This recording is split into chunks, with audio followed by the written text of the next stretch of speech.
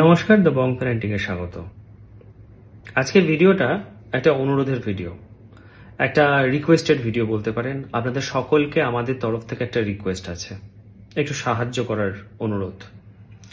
আসলে the Bong parenting ফ্যামিলির মধ্যে একজন সদস্য একটি সমূহ বিপদের সম্মুখীন।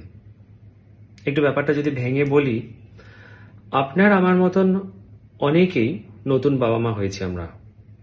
আমাদের দ্য বং প্যারেন্টিং এর সদস্যের মধ্যে একজন হৈমন্তী দাস, যেও নতুন বাবা মা। তার সন্তানের বয়স এখন 6 মাস।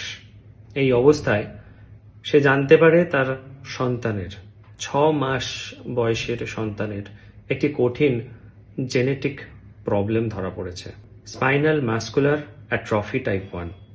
আসলে এটা জেনেটিক মিউটেশন হয়ে এই সমস্যাটা তৈরি হয়, যার ফলে মস্তিষ্ক এবং স্পাইনাল কর্ডের যে নার্ভগুলো সেগুলো অকেজ হতে শুরু করে, মাসেল বা পেশিগুলো অকেজ হতে শুরু করে, যার ফলে বাচ্চাদের ঘাড় শক্ত হওয়া, হাত পা নড়া বা হামাগুড়ি দেওয়া, হাঁটা চলার মতন যে মাইলস্টোনগুলো থাকে সেগুলো সেই বাচ্চার মধ্যে দেখা যায় না। দিনকে দিন সমস্যাটা আরো ডিটোরিয়েট করতে থাকে, খারাপ হতে থাকে এবং একটা সময়ে সেই সমস্ত মাসেল এবং নার্ভগুলো অকেজ হয়ে যায়। তারপরের কথাটা আশা করি আমাকে আর বলে দিতে হবে না। এই কঠিন যে সমস্যাটা, সেই সমস্যার সমাধান সম্ভব, ওষুধ আছে, কিন্তু সেই ওষুধটা বা সেই ইনজেকশনটা, মেডিসিনটা বলতে পারেন, যথেষ্ট কস্টলি, যথেষ্ট দামি। একটি ইনজেকশন বা ওষুধ যার মাধ্যমে এই রোগটিকে ঠেকানো সম্ভব, তার মূল্য 16 কোটি টাকা। সাধারণ ছাপোষা মধ্যবিত্ত ফ্যামিলিতে এই মূল্যটার কথা আমরা কখনো ভাবি না।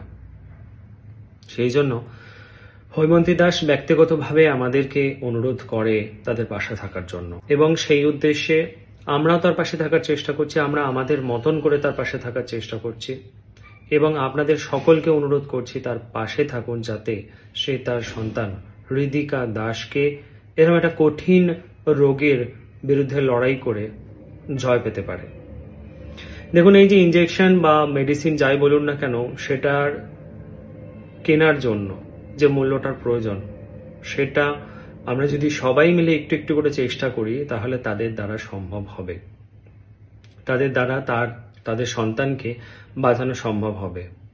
সেই জন্য প্রত্যেককে অনুরোধ, আপনারা আপনাদের সামর্থ্য মতন তাকে সাহায্য করার চেষ্টা করুন। যদি ফিনান্সিয়ালি বা টাকা পয়সা দিয়ে সম্ভব নাও হয়, তাহলে অন্ততপক্ষে এই ভিডিওটা সবার কাছে পৌঁছে দিন, যাতে সবাই যে ইচ্ছুক সে তার জায়গা থেকে সাহায্য করতে পারে। যে ব্যাংক অ্যাকাউন্টে বা যে ইউপিআই আইডিতে টাকা পাঠানো যেতে পারে তার ডিটেলস আমি ডেসক্রিপশন বক্সে দেব, এবং হৈমন্তী দাসের ফোন নাম্বারটাও আমি দেব। যারা কথা বলতে চান তারা একটু সময় বুঝে ফোন করতে পারেন, অযথা ফোন করবেন না বা অসময় ফোন করবেন না। বুঝতেই পারছেন, একটা ছোট বাচ্চা তাকে নিয়ে আসে এবং যার একটা সমস্যা আছে, সেই অবস্থায় একজন মায়ের দ্বারা ওভার ফোনে সবকিছু বলা সম্ভব নয়, সবসময় সম্ভব নয়। কিন্তু আমরা যদি চেষ্টা করি তার পাশে থাকার, তাহলে আমরা আমাদের মতন করে তাকে সাহায্য করতে পারবো। এর পরের ভিডিওর ক্লিপিংসটা হৈমন্তী দাসের তরফ থেকে, উনি ওনার জায়গা থেকে কিছু বলার চেষ্টা করেছেন, সেটা দিলাম।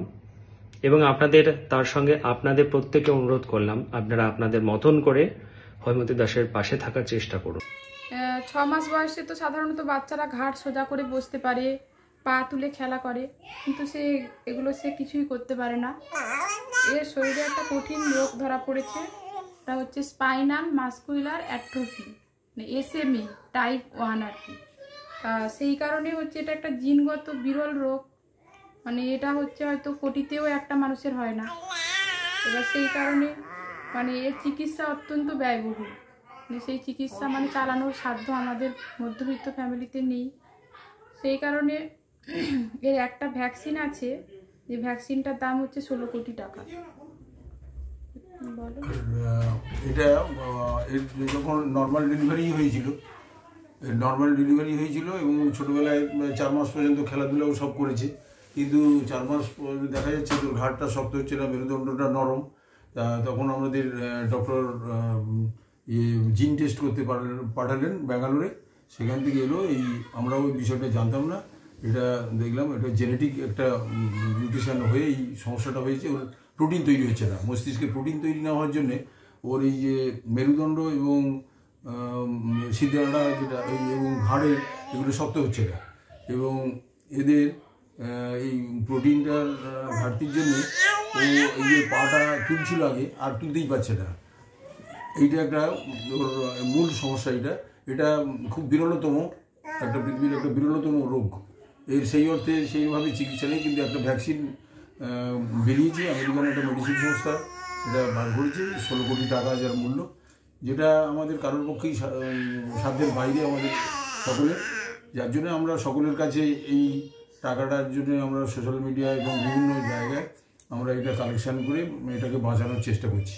আপনারা যদি সবাই এটাকে সাহায্য করেন তাহলে এই শিশুটাকে আমরা সুস্থ করে তুলতে পারি।